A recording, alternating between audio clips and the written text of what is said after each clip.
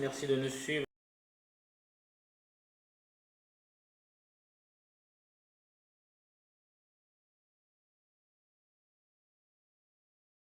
Avec M. Boubacar Touré. Bonjour M. Boubacar Touré. Bonjour. Vous êtes un ancien député malien, vous êtes aujourd'hui conseiller politique du président Ibrahim Boubacar Keïta, en charge des relations avec les institutions, et vous êtes aussi chargé de communication du RPM, c'est bien ça? Donc merci d'avoir accepté l'invitation de RP Média à venir parler du Mali. Comment va le Mali? Le Mali va au rythme que les Maliens veulent bien donner au Mali. Vous qui conseillez le président de la République, on va aller très rapidement, on va prendre les choses qui fâchent et ensuite on va devenir amis. Il n'y a rien qui fâche. Tant que ça va dans la dynamique de sortir le Mali de l'ornière, il n'y a rien qui fâche. Est-ce que les affaires, entre parenthèses, la surfacturation, l'avion, l'armement, est-ce que ces affaires-là sont derrière nous ou est-ce qu'elles continuent de miner le débat politique, la construction générale du Mali? Oh, ces affaires ne doivent pas ni rester derrière nous, ni miner le débat. Pourquoi? Parce qu'il y a la répartition des missions. L'État est organisé de manière qu'il y a des institutions chargées de l'exécutif, des institutions chargées du législatif et du juridique. Si effectivement c'est établi qu'il y a ces mots dont vous venez de souligner, mais que chaque institution fasse son devoir. Vous dites parce qu'il y a une... Allez-y. Non, je dis si parce que mon rôle n'est pas d'établir la preuve de ces malversations. Il y a des institutions en charge de la question. Mais aujourd'hui, une institution telle que le bureau du vérificateur général a sorti un document de 247 pages, je crois, oui, que nous sommes tous en train de lire ou avons lu. Dans ce document, il est dit certaines choses qui avaient déjà été dénoncées par nos partenaires financiers tels que le Fonds monétaire international.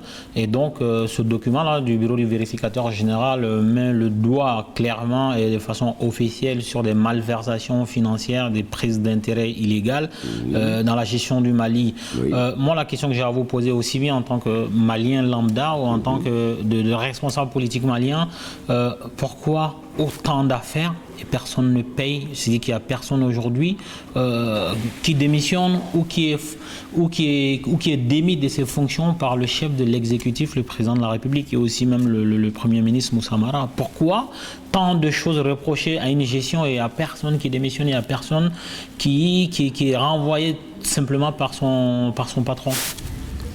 Démissionner, renvoyer, ça c'est des décisions individuelles, mais qu'il démissionne ou qu'il soit renvoyé, la justice est là pour remettre le Mali dans ses droits. Mais en fait, ce que je veux vous dire, c'est que quand le président Ibeka, que vous conseillez d'ailleurs, à juste titre, est élu président du Mali, l'une des choses qu'il a mis en avant, c'est la lutte contre l'impunité, c'est l'impunité zéro, c'est... En fait, il a fait la promotion d'une justice pour tous. Aujourd'hui, en un an de gestion, il n'y a jamais eu autant d'affaires. C'est une concentration d'affaires. Peut-être qu'autrefois, il y en avait, mais aujourd'hui, il y a des méthodes, il y a des outils de communication qui font que nous sommes là. Dès qu'il y a quelque chose, nous lui donnons une portée visible, de sorte que l'opinion publique sache. Mais il y a beaucoup de choses qui se passent. C'est-à-dire qu'aujourd'hui, quel est l'outil de la personne que vous jugez, le président de la République, pour montrer que je suis en train de jouer mon rôle en tant que premier magistrat dans ce jeu-là? C'est ça en fait l'essence de ma question. Oui, l'essence de votre question, j'avais bien saisi. J'ai dit que par rapport à la situation, c'est vrai que vous êtes là. Maintenant, mais même avant vous étiez là, il y a eu des affaires qui n'ont pas eu tant d'écho. Cela ne justifie pas ce qui se passe là. Mais j'ai dit, moi je salue déjà cette initiative qui a eu ces affaires. Et des institutions comme le vérificateur, comme la Cour suprême, se sont assumés. On produit aujourd'hui des rapports et la suite ne me surprendrait pas. C'est que la justice rentrera en activité. Le président, dans sa campagne, n'a jamais promis au Mali qu'il n'y aura plus de prison parce que tous les Maliens deviendront sains. Par contre, il a dit des gens iraient en prison. Justement. Et pour aller en prison, il y a des procédures. Okay. Pour la première fois de l'indépendance à aujourd'hui, la haute cour de justice est en train de se mettre en place. Ça a toujours fait partie des institutions de la République du Mali. Mais c'est maintenant que nous connaissons le nom du président de la haute cour de justice, l'honorable Abdraman Niang. Son équipe est en train de se mettre en place. Cela est annonciateur. Mais quel message vous véhiculez dans un pays où il y a des ministres qui sont cités dans des affaires de malversation, pas un ministre, pas deux, pas trois? En fait, ils répondront. Non, mais il y a la justice. Oui, ils répondront. Être ministre à un poste précaire, c'est-à-dire qu'on peut être nommé lundi et mardi se faire virer. Ce que je veux dire, c'est qu'on ne peut pas juger un ministre qui est en poste, ça n'existe nulle part au monde. Comment la justice peut rendre justiciable un ministre qui est cité dans des affaires de malversation si le président ne cesse pas de le couvrir? C'est là un peu ce que les Maliens veulent savoir. Il y a des procédures.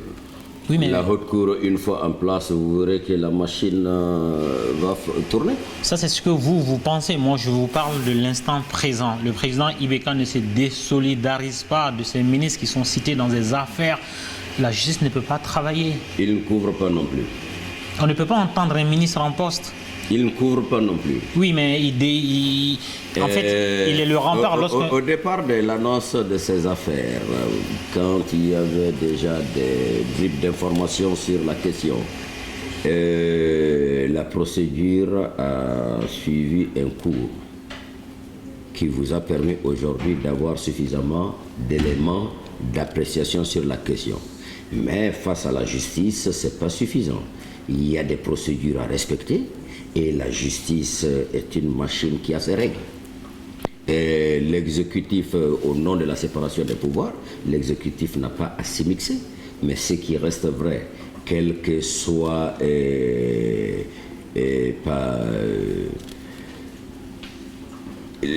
donc je veux dire, quelle que soit la couverture qu'un ministre a ou qu'un parlementaire peut avoir, et une fois la procédure enclenchée, intègre également le fait que dans la procédure, il y a des mécanismes pour justement te rendre comme n'importe quel justiciable.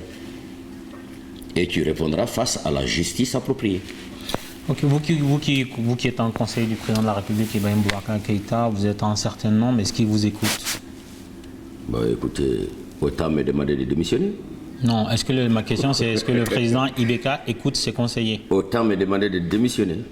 Vous ne répondez pas à ma question. Ah non, je ne réponds peut-être pas avec les mots que tu as choisis déjà dans ta tête. Ça, c'est clair. Alors, s'il vous écoute, qui d'entre vous lui a conseillé, par exemple, d'acheter un avion dans un pays où l'armée manque de tout? Selon les chiffres qui sont avancés, de par le Premier ministre, de par lui-même, entre 18 et 20 milliards de francs CFA, dans une armée où certains n'ont pas de Kalachnikov, certains n'ont pas de gilet pare-balles, certains n'ont pas de casque, certains n'ont même pas à manger. Qui d'entre vous a conseillé le président Ibeka de s'offrir un oiseau volant, oiseau de mauvais augure, vu que plusieurs mois après l'achat de cet avion-là, on en est encore à chercher à savoir combien cet avion a coûté? Parce qu'on ne veut pas s'occuper de l'essentiel. Il est temps que vous aussi, médias, parce que l'essentiel de l'information autour de cet achat d'avion a suffisamment été brodé. Et on est dans une dynamique où, dans tous les cas, quand le président Ibrahim arrivait à la tête de la République du Mali, le volet diplomatique avait un coût et un coût très énorme, avec des multitudes de déplacements, et à calculer peut-être au bout d'un an, le transport aurait déjà englouti ce qu'il fallait ou ce qu'il a fallu pour payer cet avion-là. C'est des choix. Mais qui d'entre vous lui a conseillé de est-ce qu'on a besoin de rentrer dans la délibération des conseils de cabinet pour quelle valeur informative cela a? Non, mais en fait, dire que c'est Boubacar Touré qui lui a conseillé, et le résultat est là, c'est une équipe qui travaille. On n'a pas besoin de porter le chapeau Ou bien vous voulez qu'à chaque dossier, les conseillers par rapport au rôle joué, que chacun soit un porte-drapeau pour dire oui, c'est moi qui ai conseillé le président dans tel sens. Non, cela tue la notion d'équipe. Ça, c'est vraiment en fait l'attente de ma question, c'était est-ce que vous adhérez à l'achat de cet avion-là? C'était ça en fait l'idée sous-jacente de ma question. Vous êtes ici en Occident, vous avez vu comment le Mali en un moment a été vendu par rapport à la crise du Nord. Cette volonté d'abord de justifier cette crise par la présence des islamistes, ou du moins présenter dans le monde arabe comme le Mali, pays des Cafres, eux ils sont là pour faire la jonction avec Dieu. Et de l'autre côté, en Europe, le droit de la minorité étant très bien défendu, ils se mettaient sous cette robe également pour montrer à l'opinion internationale que le Mali est dans une crise ségrégationniste, raciale, etc. Et ils ont mis combien de temps? Et la réaction de la diplomatie malienne n'a pas, à un moment donné, été à la hauteur. Une fois le président de la République élu, c'était clair qu'au niveau des Nations Unies, au niveau de l'Union européenne, au niveau du bilatéral, beaucoup de déplacements s'imposaient pour aller repeindre et donner la vraie image du Mali face à l'ensemble des problèmes vécus par notre pays. Cela a un coût. Ou qu'on le mettait dans le transport comme vous et moi en voyageant tous les jours sans pouvoir alors maîtriser son agenda, sans pouvoir faire le maximum d'activités en peu de temps. Alors on a choisi l'achat de cet avion-là qui serait amorti, qui est un patrimoine national et qui a déjà rendu suffisamment de services et qui rendra encore davantage, même après IBK. C'est pas la lecture de tout le monde. Hein. Oui, mais si tout le monde devait lire tout le monde devait lire de la même manière, ben bon, Dieu n'aurait pas créé l'enfer et le paradis. Sauf qu'il faut poser les lectures parce que si vous voulez, il y a une loi économique toute simple. Hein. Lorsqu'on n'a pas les moyens de s'acquérir, de s'acquérir un investissement, on passe par le marché. Tout simplement, ça veut dire quoi? Vous avez une usine de fabrique de chaussures et vous voulez acquérir une nouvelle machine qui va vous produire plus de chaussures mais coûte très cher et peut mettre à mal votre comptabilité. Vous passez par le marché, donc vous externalisez cette production-là par une autre usine qui a ces chaussures-là. Et donc IBK aurait dû passer par Air Mali, Air France à ses voyages parce que le Mali n'avait pas tout simplement les moyens de s'offrir un avion. Et encore cet avion, il y a... Le temps allait manquer, monsieur Mali. Le problème, c'est que... Le temps allait manquer. Mais vous êtes d'accord avec moi? Il y avait urgence parce que dans la situation dans laquelle se trouvait le Mali, tout était urgent. Oui, mais l'histoire vous donne tort. L'histoire vous donne tort aujourd'hui dans la mesure où, après combien de mois, 6 mois peut-être après l'achat de cet avion, on est encore dans le débat de l'avion. On n'arrive pas à avancer. Vous êtes conseiller politique du président de la République. Non, tous les jours que Dieu fait, vous entendez, on vous reproche l'achat de cet avion. Écoutez, on refuse sinon les sujets ne manquent pas au Mali. Oui, bien sûr, mais les sujets ne manquent pas au Mali. Mais les Maliens ont le sentiment qu'on leur demande de serrer la ceinture. Il y a des gens qui envoient leurs enfants à la guerre à Kidal, à Gao, qui meurent, dont les indemnités posent problème ou qui n'arrivent pas à joindre les deux bouts. Et le président s'offre un luxe et ça ne s'arrête pas là. La rénovation du palais, la rénovation de sa résidence personnelle. Wow. Écoutez, est-ce que tu as déjà fait un tour à Bamako? Oui, je viens de Bamako en juin. Dans la calomnie, en juin, j'étais à Bamako. En juin, tu étais à Bamako. J'ai parcouru 4 régions sur 8. Pas les régions sur 8. Je ne parle pas de ça comme vous faites allusion à la réfection du palais, à la réfection de son domicile. Et voilà. Tu as été témoin de cela? Tu as été voir ça? Sinon, je t'invite, moi je rentre le 10, je t'invite le 11, viens voir à Kouloubassy. Si vous prenez l'engagement devant notre caméra, vous nous envoyez le billet, nous on prend la caméra, on vous suit. Eh bien, je crains de t'envoyer le billet pour qu'on ne tombe pas encore dans est-ce que c'était utile d'envoyer le billet, or au même moment il y a l'Ebola à la porte, il y a telle chose. C'est vous dire, quel que soit l'acte posé par un gouvernement, il y a des pour, il y a des contre, mais l'avenir prouvera si cela devait, je ne parle pas de l'avenir immédiat qui est un peu folklorisé aujourd'hui. D'accord, ça c'est votre lecture de... Eh bien écoutez Malé, je te dis, si nous devrions lire de la même manière, Dieu ne créerait pas l'enfer et le paradis. Lui-même il est convaincu qu'on ne sera jamais tous d'accord, même autour de lui. C'est pourquoi il dit, je crée le paradis et l'enfer pour justement trancher. Vous traînez des fois avec le prêcheur Aïdara et l'imam Diko? Traîner? Non, quand je dis traîner, est-ce que des fois... Bon, choisis tes mots. Est-ce que vous rencontrez des fois, parce que là c'est des expressions propres à eux, quand vous dites que... Tu as pourtant l'allure d'un islamiste. Pourquoi? À cause de ma barbichette? Ah bon, donc tout de suite les exemples choisis. Je n'ai pas le pantalon. Mon développement ne m'amène pas dans une cour religieuse. Mais c'est clair et net que tu reconnaisses l'existence ou non de Dieu.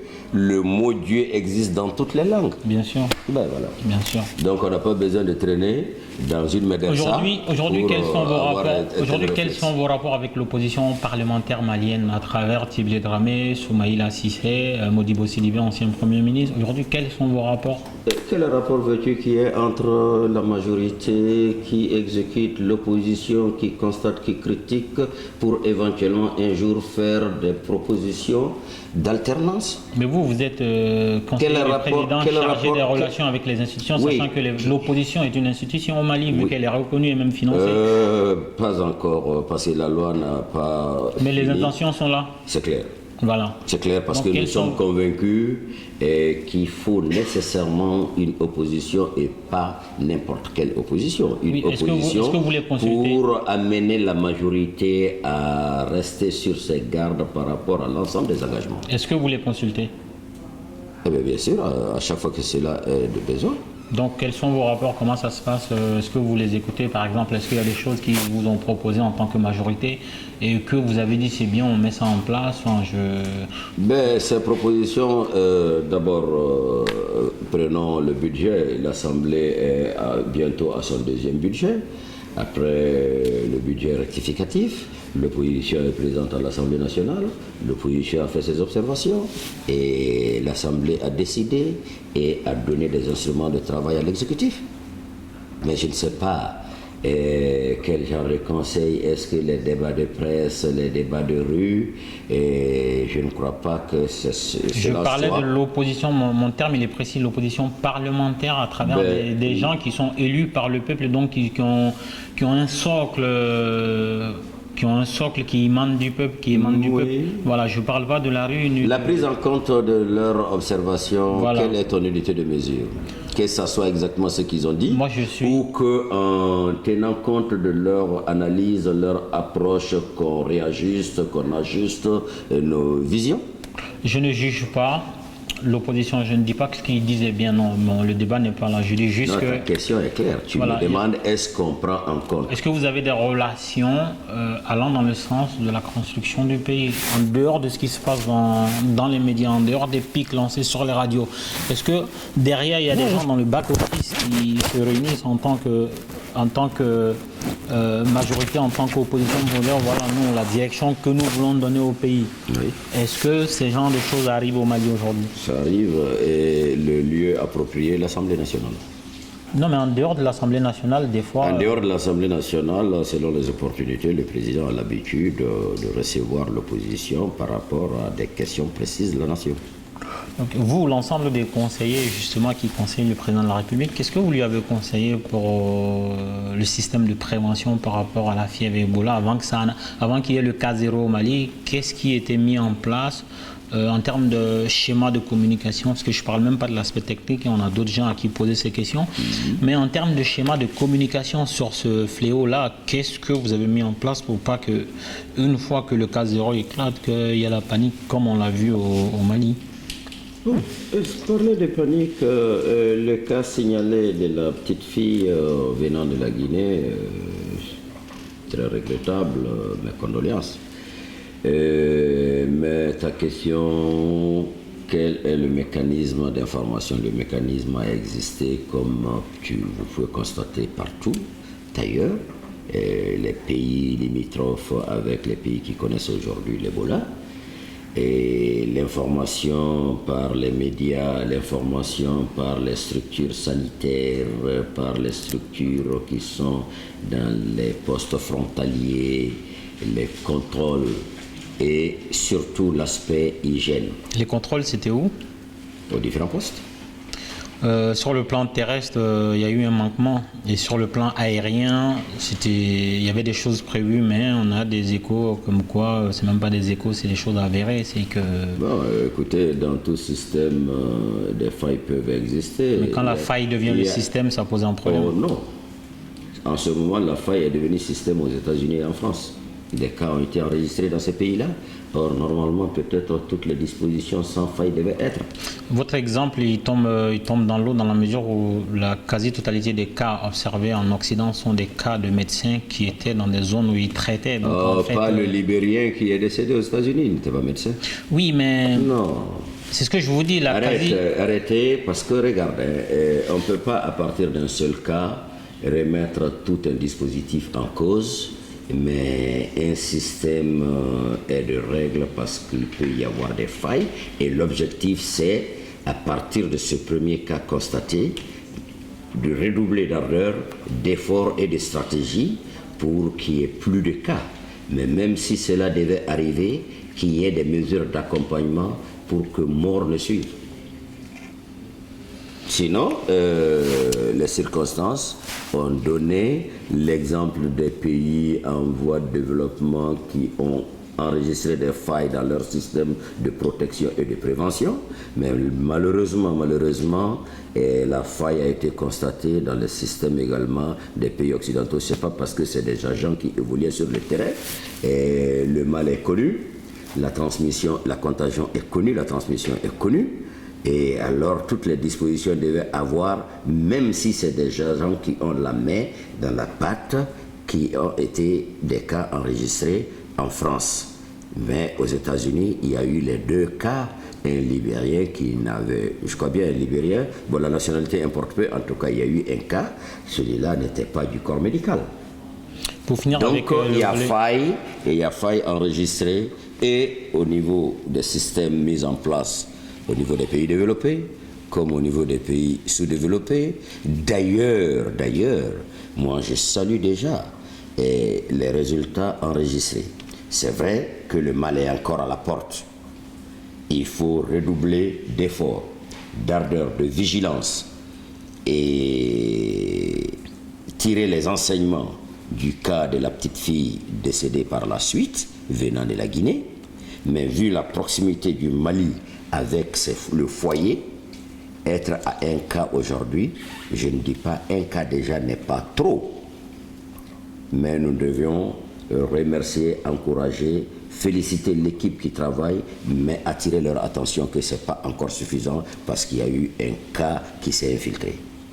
C'est 0 cas. J'ai déjà posé la question à vos prédécesseurs. Est-ce que ce n'est pas plus le bon Dieu que vous avez cité qui préserve le Mali plutôt que le système de prévention mis en place? C'est pas ce que je viens de dire.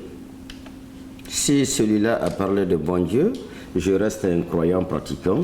Je ne nie pas qu'on implore Dieu, mais tout de suite, le cheminement que je viens de vous donner, je n'ai pas parlé de Dieu. Non, enfin, c'est la question. En fait, je vous repose une question que j'avais posée à votre prédécesseur. Est-ce que finalement, c'est pas plus Dieu qui préserve le Mali? Ça engage et vous et le prédécesseur. Moi, je viens de faire mon développement. Très bien. Pour parler de votre parti, donc le Rassemblement pour le Mali, RPM, donc le parti au pouvoir au Mali, est-ce que certaines attitudes ne donnent pas à croire que le RPM, c'est le premier parti d'opposition à la politique du gouvernement Moussa Mara aujourd'hui? Ou même du président de la République, tout simplement? Est-ce qu'aujourd'hui, le premier parti d'opposition à IBK et au Premier ministre Moussa Mara n'est pas finalement le RPM? Pourquoi tu dis ça? Ça va être maintenant l'engendrer, les questions finalement c'est moi qui vais te les poser parce que tu sembles être plus acteur qu'animateur du débat. Vous pouvez me poser les questions, mais ici c'est moi qui les pose. Oui, je vous le dis. Pourquoi vous dites ça? Je vous le dis tout simplement parce que... Ça me permet de mieux comprendre votre question. Bien sûr, non, mais on est là pour se comprendre, hein, contrairement à ce que certains peuvent penser. Nous parlons du Mali et comme nous racontons tous que nous voulons le bien du Mali, donc ça ne peut que se passer bien. Vous pensez que le RPM semble être... C'est une question que je vous pose, je ne l'affirme pas. Je vous demande, est-ce que le RPM n'est pas le premier parti d'opposition au Mali contre la politique du président Ibrahim Boubacar Keïta et du Premier ministre, puisque quand IBK a été élu président, son premier ministre était quelqu'un qui sortait de nulle part, Ibrahim Tatamli, donc qui est resté, je crois, 3 mois. Il faut respecter les choix. Ensuite, vous m'avez demandé de vous expliquer ma question. Pas de nulle part, il faut respecter. Non, quand j'ai dit nulle part, je veux dire il n'est pas issu du RPM. Le RPM, c'est le parti qui a porté le président, même si il a eu le soutien de d'autres formations politiques. Donc, Secondo, c'est pas le seul univers. Secondo, donc, il vient de quelque part. Le second Premier ministre Ibrahim Boubacar Keïta est d'un parti, le parti élément, dont le poids aux élections présidentielles flirtait avec les 0%. Et donc, son premier responsable, Moussa Mara, est nommé Premier ministre. Donc, le RPM se sent un peu délaissé par le président. D'où ma question, est-ce que le RPM n'est pas le premier parti d'opposition au président de la République pour souhaiter carrément l'échec de ces politiques afin qu'il se délaisse de ce Premier ministre-là et nommer un Premier ministre issu du Rassemblement pour le Mali? Vous dites que le RPM, est-ce que là, vous comprenez bien ma question? Vous dites que le RPM se sent un peu délaissé. Laisse le RPM dire ça?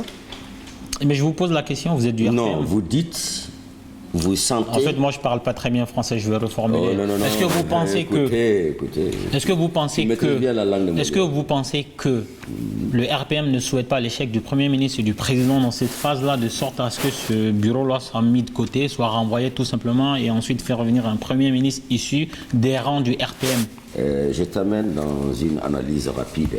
Je veux bien. Un gouvernement, c'est une équipe.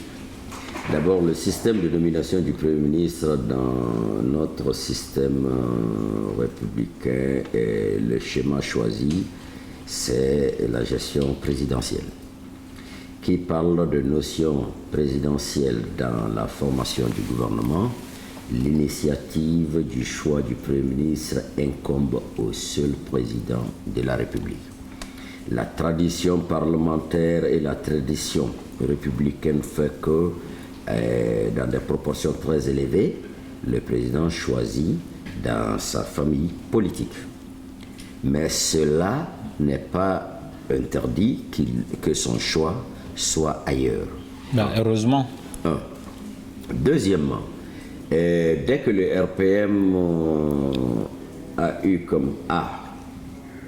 comme candidat le président de la République, aujourd'hui président de la République, le programme du RPM étant le socle du programme et du projet de société du président Ibrahim Boubacar Keïta, ce n'est pas le choix de l'individu, mais c'est le résultat qu'une équipe peut donner, équipe appelée gouvernement.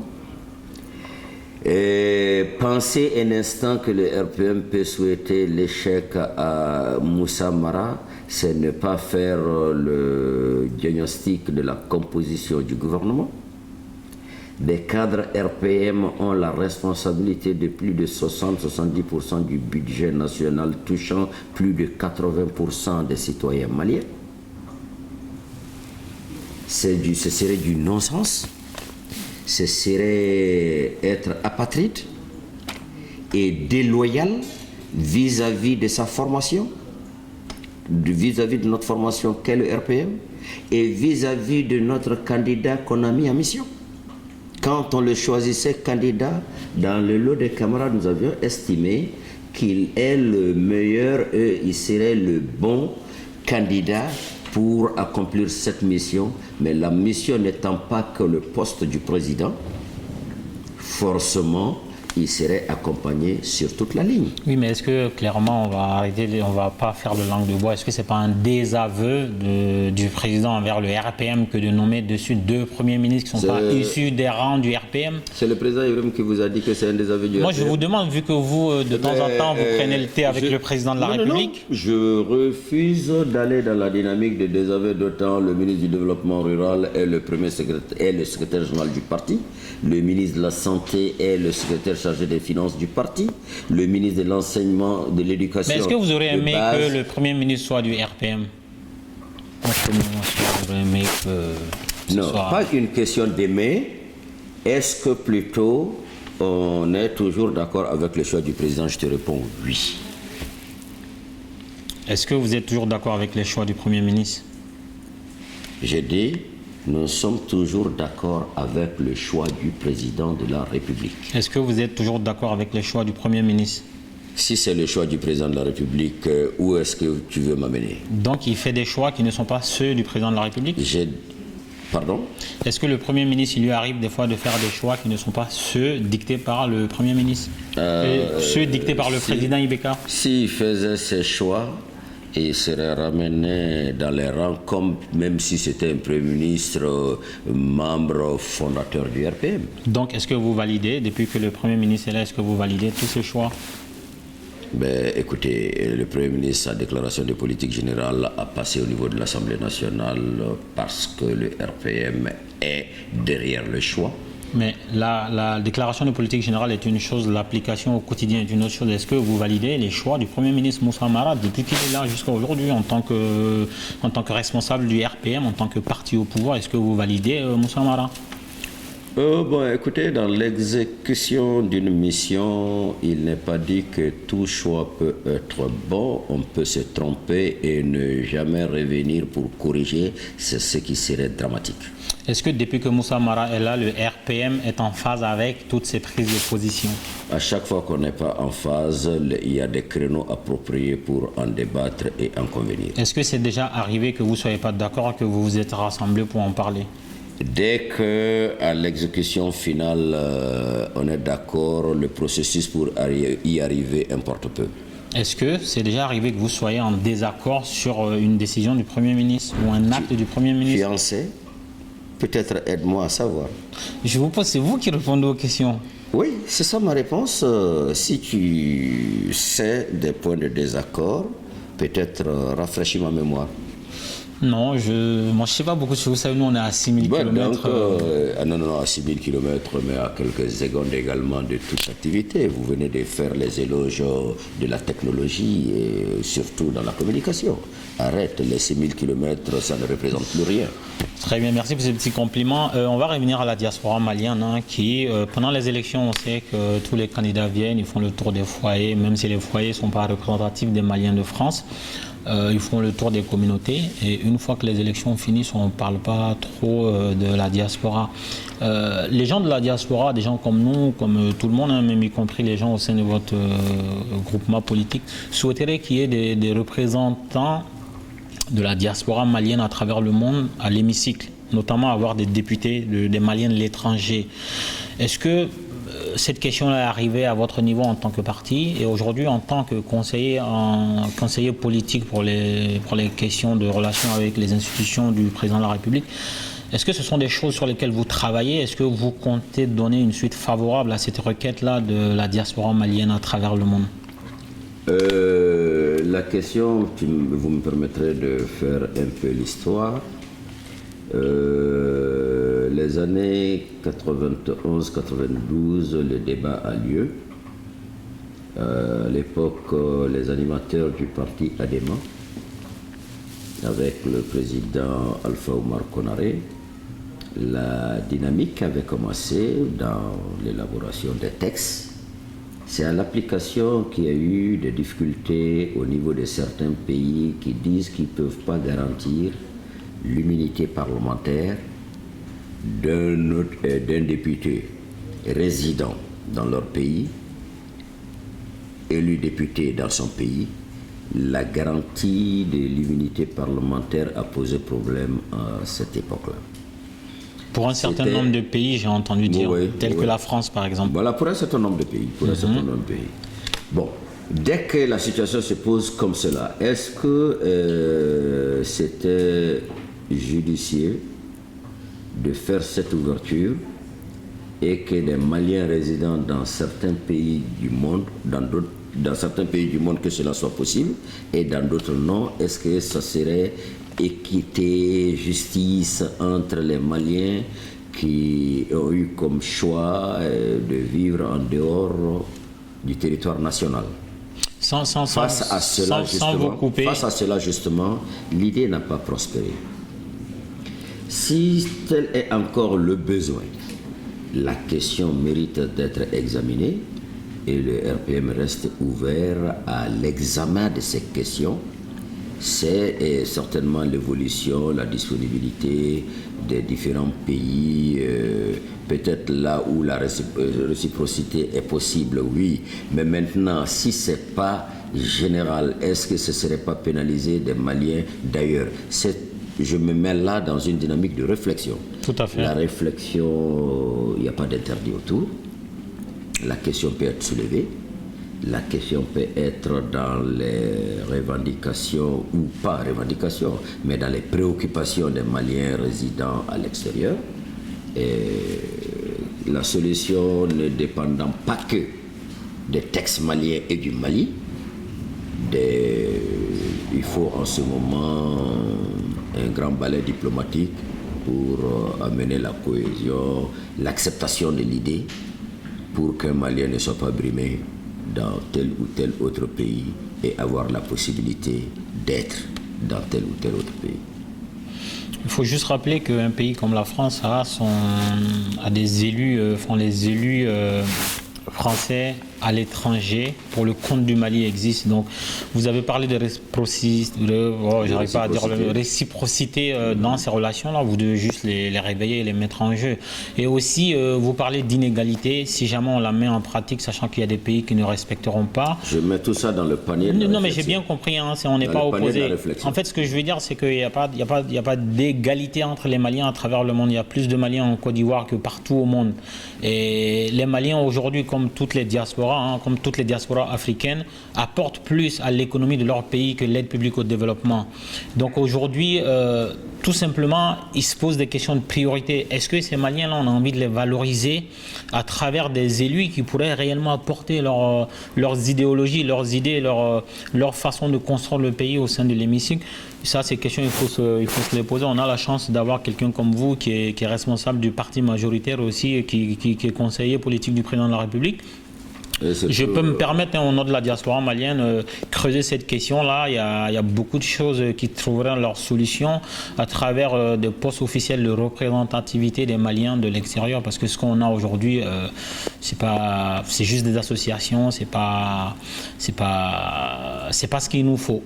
Donc c'était ce que j'avais à dire en tant que petit message à côté de ça. Et pour terminer, les négociations, on va pas s'éterniser dessus. Hein. Les négociations, qu'est-ce que vous, en tant que conseiller du président, en tant que responsable politique, vous pouvez dire de l'état d'avancement des négociations qui ont lieu à Alger? Enfin, la partie la plus possible à faire voir aujourd'hui, à faire émerger aujourd'hui, que vous puissiez nous dire que nous, on ne sait pas. Mais que vous ne saviez pas, là, j'ai pas d'unité de mesure, mais plutôt que ce que je sais. Je ne vais pas sur les mots. Que ce que je sais. Je sais que les lignes ont bougé de la première ronde à la deuxième ronde et la troisième ronde annoncée dans quelques jours là. Les lignes ont bougé parce que de tout temps, quel que soit le développement, la vision claire qu'on a toujours défendue, que vous et nous, tous les Maliens, dans en tout cas sa grande majorité, la laïcité n'est pas une question discutable. L'intégrité territoriale n'en est pas. La République et la démocratie, ce n'est pas des sujets discutables. Et qu'au-delà, toute autre question reste discutable. Mais à l'entame, je me rappelle encore avoir participé à un débat africable il y a peut-être 2 ans maintenant, j'ai annoncé par rapport à cette crise que la solution est dans la décentralisation. Dans la décentralisation que le Mali a connue depuis plus de 50 ans, qui d'année en année pousse. La décentralisation, c'est un phénomène où on n'a pas tout le produit fin, prêt dès qu'on décrète la décentralisation. C'est évolutif, ça s'améliore dans cette évolution-là. À partir de l'évaluation des 50 dernières années de l'application de cette gestion décentralisée des affaires, les failles, les faiblesses enregistrées, les solutions à apporter, parce que la décentralisation étant un phénomène mondial, on peut s'inspirer d'autres cas. La France est dans la décentralisation depuis plus de 200 ans, ça s'améliore tous les ans. Mais est-ce qu'aujourd'hui, l'exécutif malien est en train de vendre une expression décentralisation poussée? Oui, je viens. S'il vous plaît, ne me coupez pas. Peut-être que j'ai été un peu loin pour arriver à votre réponse. Et quand vous prenez alors le dernier document proposé aux 2 parties pour l'amorce de la phase à venir, c'est clair et net que la lecture met l'accent sur la décentralisation, quelle que soit l'appellation donnée. La notion de fédéralisme saute, mais cela n'exclut pas l'association volontaire entre les régions. Dès qu'on parle de volonté, l'appel est fait à la communauté y vivant. J'essaie de résumer. Je comprends bien. Le texte final, bon, pas final, le texte à la phase actuelle proposée, et une lecture rapide vous amène tout de suite à comprendre que le clou passera par la décentralisation renforcée, élargie, et surtout accompagné de transferts, pas seulement de compétences, mais des moyens également, et la capacité de certaines décisions à prendre au niveau des collectivités décentralisées. Certaines lectures vous soupçonnent, hein, vous en tant qu'exécutif aujourd'hui, en tant que pouvoir en place, en tant que président de la République, Ibrahim Boubacar Keïta, Premier ministre y compris. D'ailleurs, on a reçu le Premier ministre Moussa Mara ici, je crois qu'il nous a accordé 2 entretiens, l'une avec moi, l'une avec Mariam Sissoko. Et justement, il en parle, il parle de décentralisation poussée, mais il y a une autre lecture de cette décentralisation. En fait, certaines personnes vous soupçonnent de faire tout simplement un braquage d'expression de communication, parce que derrière l'expression décentralisation poussée, il se cacherait une espèce de fédéralisme, laisser ces gens-là, parce que finalement, il n'y a que les MNLA, un groupe terroriste, qu'on vous oblige d'ailleurs à appeler groupe armé, laisser ces gens avoir le contrôle total sur une grande région, parce que la région qu'ils réclament en tant qu'Azawad est immense, hein, c'est une immense partie du désert malien, et donc certaines personnes vous soupçonnent de faire un braquage d'un terme de communication pour vendre l'idée du fédéralisme sans l'appeler fédéralisme. Justement, vous allez me dire non, vous êtes des gens bien, vous voulez l'être. Écoutez, monsieur Malé, tu ne peux pas poser ta question avec commentaire et ensuite vouloir embrigader ma réponse. C'est vrai qu'on me soupçonne des fois de faire ça. Mais je ne te laisserai pas ce temps. Je plaide coupable. Non, je ne te laisserai pas ce temps. Je plaide coupable. Je ne te laisserai pas ce temps, rassure-toi. Soupçon, à la phase actuelle, moi je crois que le soupçon n'est pas... C'est pas peut-être l'expression appropriée. Peut-être à partir de ce phénomène et de ces revendications après des bruits de Kalachnikov, il y a des inquiétudes. Et quand on voit l'implication, le phénomène n'est pas que malien. La solution n'est pas en train de se passer uniquement contre les Maliens, mais argument contre argument, on n'a pas besoin de se cacher derrière la décentralisation. Je vous dis, le document proposé, les 3 régions, Gao, Kidal, Tombouctou, et les modes de désignation des animateurs de ces régions-là, tant administratives, économiques que politiques. jusqu'à l'aspect sécuritaire, la police, les collectivités et autres. Je suis en train de piocher là-dedans sans être exhaustif et ne peut que s'appeler décentralisation. Maintenant que la région de Sikasso et la région de Caille acceptent faire la jonction autour de certains aspects et de façon démocratique que cela soit décidé par les communautés de cette localité-là, ça c'est des décisions, des choix à respecter. Mais dans le document, effectivement, on parle de cette possibilité. Excusez-moi de vous couper. Le problème, c'est qu'on est en train de parler de Caille de Sikasso à Alger. C'est là où il y a l'arnaque en fait. On ne peut pas aller décider de l'avenir de la décentralisation de toutes les régions, de tous les peuples du Mali à Alger.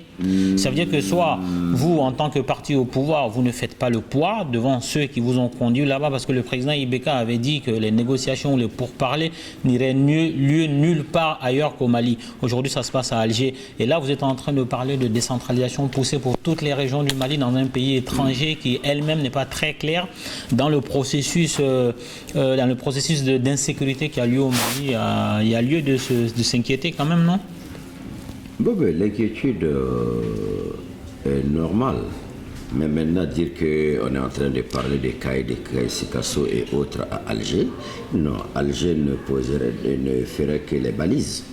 Dans tous les cas, les textes relatifs à la décentralisation, le contenu ne peut être qu'ailleurs qu'au Mali. Avec les Maliens et l'ensemble des Maliens du nord au sud. Le président Ibeka avait dit que ces discussions-là auraient lieu au Mali, ça n'a pas lieu au Mali. Donc, est-ce que la communauté internationale respecte le président Ibeka dans son rôle de président, tout simplement? Pose cette question à la communauté. Non, mais vous, est-ce que vous pensez que votre chef, il est notre chef, hein, notre président, est-ce que vous pensez qu'il est respecté par la communauté internationale? Je ne pose pas le problème en termes de respect parce qu'en matière de relations entre les États, ce n'est pas une question de respect, c'est des questions de centre d'intérêt et de poids qu'on apporte dans une discussion. Mais vous savez que le président Ibeka a été élu suite à des élections dont la date a été fixée par le président François Hollande, tout simplement parce que la communauté internationale, la France, hein, parce qu'il n'y a pas de communauté internationale, c'est la France qui disait que les organes de transition au Mali étaient illégitimes, donc il fallait rapidement aller à des élections pour sortir un président légitime. Ce président, c'est Ibeka, 77% de la voix des Maliens pour le désigner comme président, qui dit, je cite, les discussions autour des pourparlers intermaliens n'auront lieu nulle part qu'au Mali. Et la communauté internationale qui lui dit non, M. Ibeka, ils auront lieu à Alger. Est-ce que ce n'est pas un désaveu? L'homme qu'on a présenté comme président légitime du Mali tient des propos qu'on le pousse à faire le contraire. Est-ce qu'il n'y a pas un désaveu? Je te retourne la question autrement. La situation, cette épine de la crise du Nord au Mali, si la solution débat préalable qui se déroule aujourd'hui, parce que dans tous les cas, l'accord final ne serait signé qu'au Mali. Oui, mais l'accord final, c'est un papier qu'on construit ailleurs, qu'on vient signer. Donc le Mali n'aura d'autre choix que de signer. Ah ça, non, le choix du Mali, c'est pas que ça, d'autant plus que le Mali est représenté et valablement dans cette discussion à Alger, à toutes les phases. Oui, c'est ce qu'on nous a vendu, mais c'est pas sûr. Dernière question avant de terminer. On sait que le président Blaise Compaoré... Troisième question de la fin. Parce que ça fait maintenant Première question de la fin. Avant de terminer, donc, le président Blaise Compaoré joue un rôle central dans la résolution de la crise malienne. Et aujourd'hui, il n'est plus président, donc il est en exil ou en fuite selon les termes. En Côte d'Ivoire, précisément à Yamoussoukro, la capitale politique et administrative. Qu'est-ce que ça change dans le deal? Deal entre qui et qui? Entre le Mali et les groupes qui négocient avec le Mali, parce que... Mais il n'y a pas de deal entre le Mali et Blaise. Blaise non, pas entre le Mali et Blaise. Ce que je veux dire, ce que je veux dire, c'est que le Mali va signer un deal avec les groupes armés censés représenter certaines communautés du nord du Mali. Blaise Compaoré, on ne va pas se le cacher, était un poids énorme pour ces groupes-là. C'était une logistique, c'était un conseiller, c'était un contact. Aujourd'hui, Blaise n'est pas là, il n'est plus président en tout cas du Burkina Faso. Est-ce que ça change les donnes? Est-ce que ça peut modifier le deal que le Mali va signer avec ces groupes? Je refuse l'expression deal. Vous mettez l'expression que vous voulez, mais vous comprenez où je veux en venir. Le Mali est en négociation et avec l'appui de la communauté internationale, et c'est les phases préliminaires pour arriver à un accord de paix définitif. Est-ce que l'absence de Blaise change quelque chose? Pour qui? Pour tout le monde, pour le processus. Non, le processus continuera son chemin. Est-ce que l'absence de Blaise change quelque chose? Pour qui? Pour le processus de négociation. J'ai dit non, le processus continuera son chemin. Et vous, quel est vous, à titre de responsable de parti politique, à titre de conseiller du président de la République, est-ce que le départ de Blaise, comment vous l'analysez, quelle est la lecture que vous en faites pour le peuple burkinabé? Est-ce qu'ils sont libérés? Est-ce que c'est quelque chose de bien pour la géopolitique de la région? Quelle est votre analyse du départ de Blaise? En tant qu'Africain, je salue, j'encourage tous les peuples qui se battent contre l'imposition et les violations des dispositions constitutionnelles. Je n'ai pas d'autres commentaires. Très bien, ça c'est le politique qui parle. Sur ce, je vous remercie. Et avant de clore, je tiens à remercier la Fédération d'associations deuxième génération qui avait organisé une cérémonie de récompense des talents maliens de la diaspora française. Donc notre média, RP Média, a été primé comme média de l'année. Donc on dit merci aux deuxième génération. Ce trophée est le nôtre, c'est le vôtre aussi. Et merci pour toutes les générations, parce que s'il y a deux, il y a eu un. Ah, bien sûr. Merci beaucoup.